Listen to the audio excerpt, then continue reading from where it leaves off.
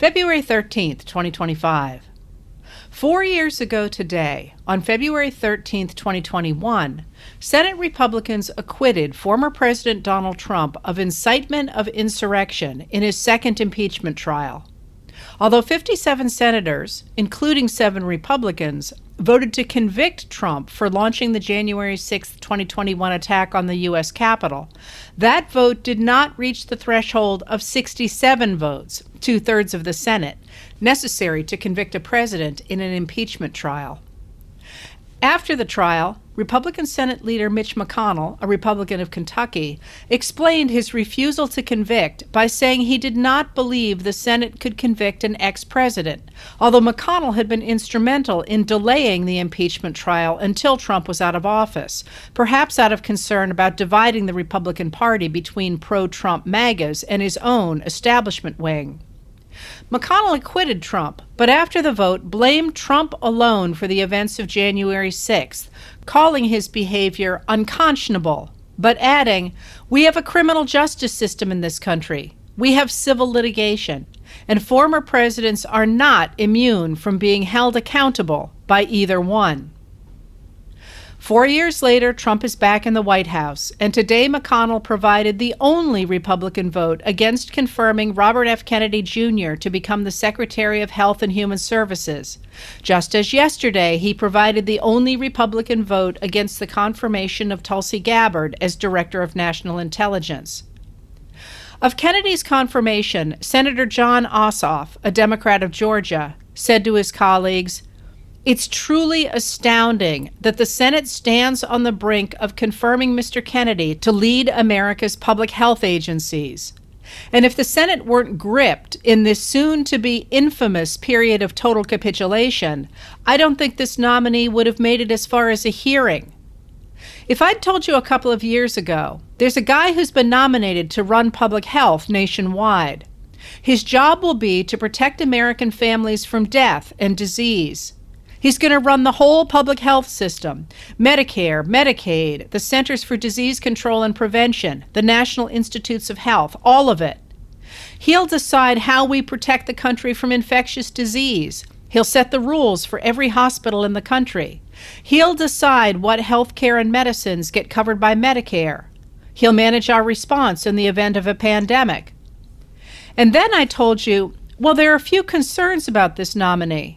First of all, zero relevant experience. He's a trial lawyer, a politician from a famous family.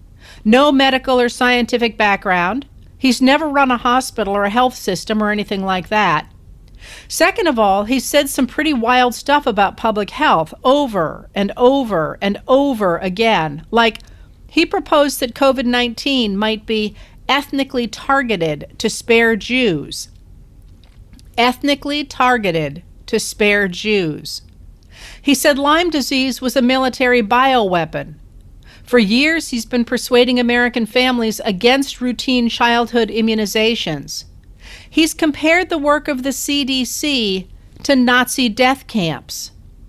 If a couple of years ago I told you all that, and I told you that the Senate was about to put America's health in this man's hands, you'd probably tell me the Senate has lost its mind. All the Senate Republicans but McConnell voted to confirm Kennedy. But while Senate Republicans are enabling the Trump administration, a significant revolt against it took place today in New York City and Washington, D.C., when at least 6 prosecutors resigned in protest after Emil Bove III, the acting Deputy Attorney General of the Department of Justice, ordered them to dismiss corruption charges against New York City Mayor Eric Adams.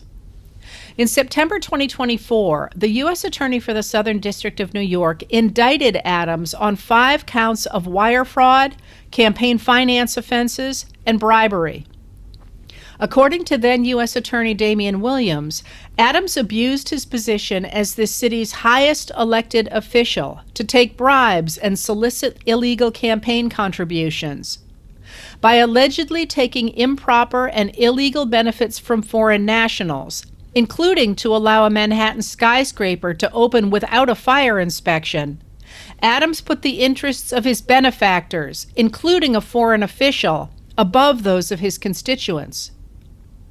But on February 10, 2025, Bove directed acting interim U.S. Attorney for the Southern District of New York, Danielle Sassoon, who was elevated by the Trump administration just last month, to dismiss the charges against Adams. That same day, Adams told top New York City officials to stay out of the way of immigration enforcement and to refrain from criticizing President Trump. Yesterday, February 12th, Sassoon wrote an 8-page letter of protest to Attorney General Pam Bondi about the order to drop charges against Adams, but to keep open the possibility of future prosecution.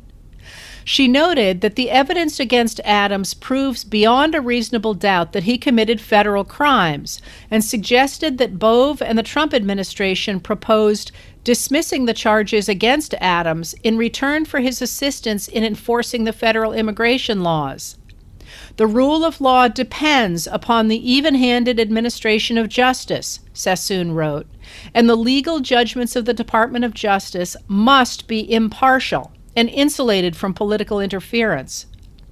But Adams has argued in substance, and Mr. Bove appears prepared to concede, that Adams should receive leniency for federal crimes solely because he occupies an important public position and can use that position to assist in the administration's policy priorities. Sassoon called Adams's offer of help to the Trump administration an improper offer of immigration enforcement assistance in exchange for the dismissal of his case. She recounted a meeting on January 31st with Bove, Adams's lawyers, and members of her office, in which Adams's lawyers repeatedly offered an exchange, indicating that Adams would be in a position to assist with the department's enforcement priorities only if the indictment were dismissed. Bove ordered the confiscation of notes of the meeting taken by a member of Sassoon's team. Because the law does not support a dismissal, and because I am confident that Adams has committed the crimes with which he is charged, Sassoon wrote, I cannot agree to seek a dismissal. She continued, I remain baffled by the rushed and superficial process by which this decision was reached in seeming collaboration with Adams's counsel. But if Attorney General Bondi was unwilling to meet or reconsider the dismissal, Sassoon wrote, she was prepared to offer my resignation.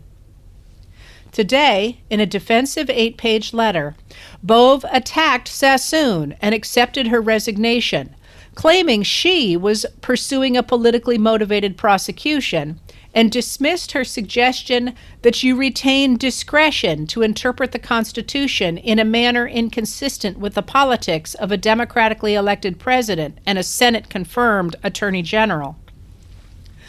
Bove transferred the Adams case to the Public Integrity Section, or PIN, in the Criminal Division of the Department of Justice in Washington, D.C. Rather than dismiss the case, the chief of the Public Integrity Section and the senior career official in the Criminal Division, as well as 3 of the deputy chiefs at PIN, also resigned. A 4th was giving birth, but Ryan J. Riley of NBC News reported that she was expected to resign when she was able. Today, Pennsylvania Governor Josh Shapiro sued the Trump administration to guarantee the release of more than $3 billion allocated to Pennsylvania's state agencies. Shapiro noted that multiple federal judges have ordered administration officials to release the funding they have impounded, but that funding has not been restored. The lawsuit details the programs funded with federal money, including repairing abandoned mining lands and contaminated waterways, plugging abandoned oil and gas wells, upgrading energy efficiency for up to 28,000 low-income households to lower utility bills, and so on. The lawsuit reiterates that unilaterally suspending funds violates the U.S. Constitution, which gives Congress alone the power to write the laws that appropriate funding.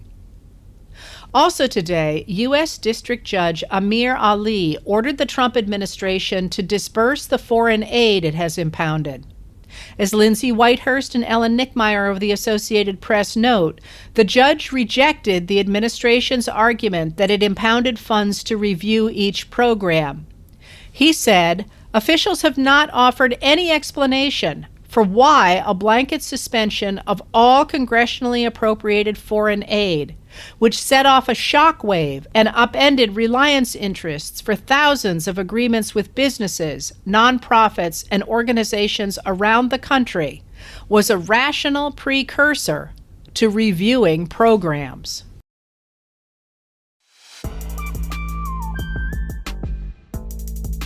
Letters from an American was produced at Soundscape Productions, Dedham, Massachusetts. Recorded with music composed by Michael Moss.